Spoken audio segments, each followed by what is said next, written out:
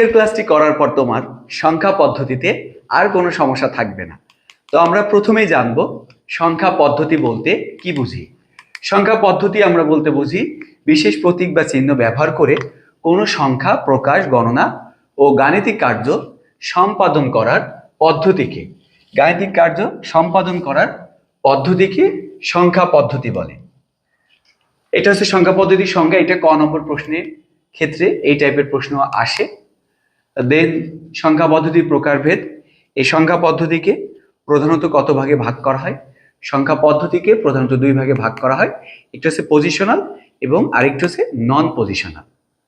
Positional বলতে আমরা বুঝি যে সংখ্যা পদ্ধতির অবস্থান আছে তাকে পজিশনাল, আর নন পজিশনাল বলতে যার অবস্থান নেই তাকে কি বলে? নন পজিশনাল।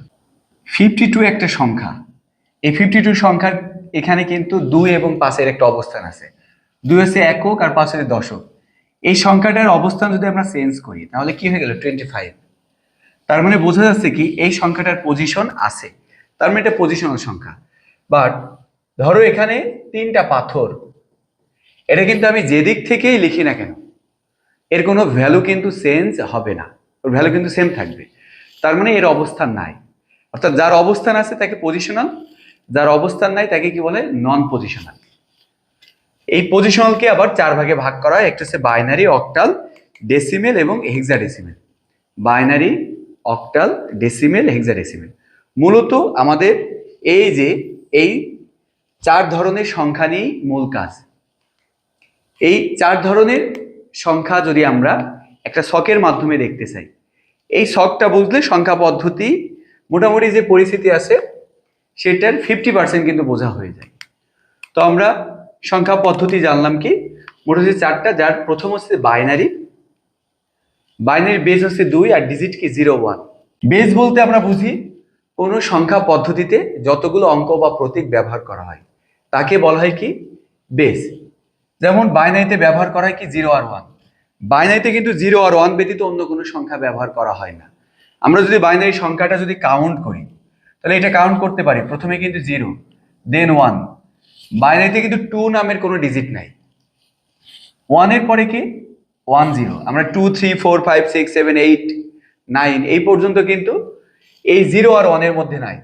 কিন্তু 10 যে সংখ্যাটা আমরা চিনি, এই সংখ্যাটা কিন্তু 1 আর 0 সমন্বয়ে তৈরি করা। তার মানে আমরা যেটাকে বলি, যেমন আমরা যদি আমাদের সংখ্যা 0 1 দেন 2 বলি, বাইনারিতে সেটাকে বলতে হবে কি? 1 0। এখান থেকে যে অনেক সময় খ নম্বর প্রশ্ন আসে যে 1 + 1 = 1 0, এটি ব্যাখ্যা করো। এটার এক কথায় উত্তর হবে 1 + 1 = 1 0 বাইনারি সংখ্যা পদ্ধতিতে। কারণ বাইনারি সংখ্যা পদ্ধতিতে 2 এর অবস্থানের জায়গায় এই 2 এর সমমান হচ্ছে যে কোনটা? ওর যে সমতুল্য মান হচ্ছে 10। আর এটা চেনার উপায় যে এখানে শুধুমাত্র 0 1 থাকবে এবং বেস থাকবে কত? 2। অক্টালের ক্ষেত্রে আমরা যদি অক্টাল সংখ্যাটা দেখি, অক্টালের ক্ষেত্রে অক্টালের যে বেস, এই বেস হচ্ছে 8। একটা বিষয় মনে রাখবে যে ডিজিট থেকে বেস সবসময় 1 বেশি হয়। অর্থাৎ যেমন এখানে বেস হচ্ছে কত? 8, তার মানে এর ডিজিট 7। যেমন এখানে বেস ছিল কত? 2, 2 এর আগের সংখ্যা কত? 1, তার মানে ডিজিট 0 আর 1। তেমনই এখানে 8, 8 এর ছোট কে? 1 যদি ছোট হয় তাহলে কি? 7। তার মানে কি এর ডিজিট হচ্ছে যে 0 থেকে 7। আমরা 0 থেকে 7 যদি বলি সেটা হচ্ছে যে অক্টালের ডিজিট। তার মানে অক্টালের মধ্যে, আমরা যদি অক্টালের কথা বলি, অক্টালের মধ্যে 8 এবং 9 এই দুইটার কোনো ব্যবহার নাই। সেটা কেমন? যে অক্টালে যদি আমরা কাউন্ট করি 0 1 2 3 4 5 6 7, 8 বলতে পারবো না, 9ও বলতে পারবো না।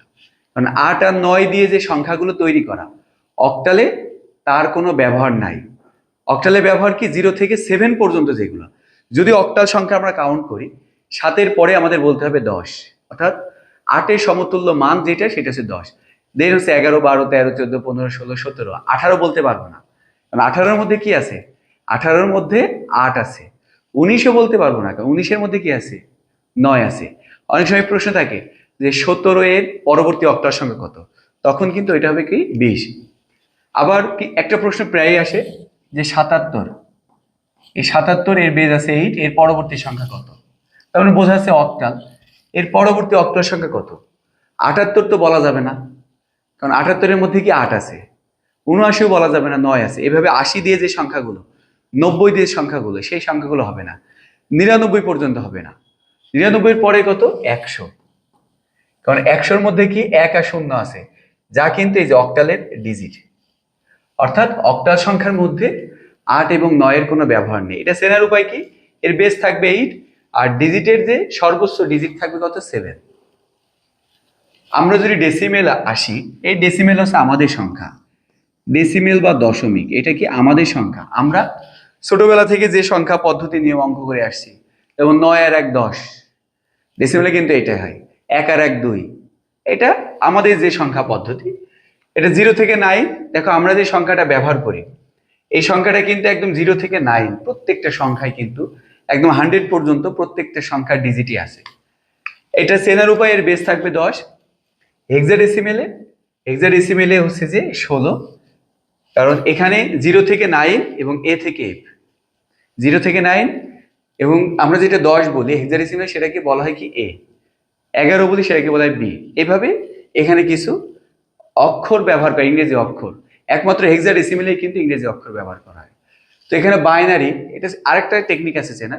বাইনারিতে দেখো বাই মানে 2, অর্থাৎ যে সংখ্যা পদ্ধতির বেস 2 এবং এখানে হচ্ছে যে ডিজিট 0 1, তাকে বলা হয় কি বাইনারি সংখ্যা পদ্ধতি। অক্টা মানে কিন্তু 8, যে সংখ্যা পদ্ধতির বেস বা ভিত্তি 8 এবং ডিজিট কি 0 থেকে 7 পর্যন্ত, তাকে বলা হয় অক্টাল। ডেসি মানে 10, যে সংখ্যা পদ্ধতির বেস বা ভিত্তি 10 এবং ডিজিট 0 থেকে 9, তাকে বলা হয় ডেসিমেল বা দশমিক। হেক্সা মানে 6 আর ডেসিমেল মানে 10, 10 আর 6 কত? 16। এই যে সংখ্যা পদ্ধতির বেস বা ভিত্তি 16 এবং ডিজিট 0 থেকে 9, এ থেকে এফ। 0 থেকে 9 এইটা সেই ডেসিমেল, আর এ থেকে এফ এটা কিন্তু হেক্সাডেসিমেল, যেখানে 0 থেকে 9 পর্যন্ত এবং এ থেকে এফ পর্যন্ত সংখ্যা ব্যবহার করা হয়। এটা চেনার উপায় হচ্ছে যে এর বেস থাকে 16। তার মানে বাইনারির বেস হচ্ছে 2। যদি কোনো সংখ্যা পদ্ধতিতে বেস 2 থাকে তাহলে বুঝবো সেটা বাইনারি এবং ডিজিট থাকবে 0 1। অক্টালের ক্ষেত্রে অক্টালের বেস হচ্ছে যে 8 এবং ডিজিট হচ্ছে 0 থেকে 7। ডেসিমেলের ক্ষেত্রে এটা হচ্ছে বেস থাকবে 10 এবং ডিজিট থাকবে 0 থেকে 9। হেক্সাডেসিমেলের ক্ষেত্রে বেস থাকবে 16 এবং ডিজিট থাকবে 0 থেকে 9, এ থেকে এফ। এইটা মূলত সংখ্যা পদ্ধতির একদম, কেউ যদি গোড়া থেকে শিখতে চায়, এটা হচ্ছে প্রথম ক্লাস। আশা করি এই ছকটা তোমরা বুঝতে পারছো। যারা বুঝতে পারোনি তারা এটা কয়েকবার এই ক্লাসের ভিডিওটা দেখলে আশা করি বুঝতে পারবে। ধন্যবাদ, দেখা হচ্ছে পরবর্তী ক্লাসে, যেখানে থাকবে সংখ্যা পদ্ধতির রূপান্তর।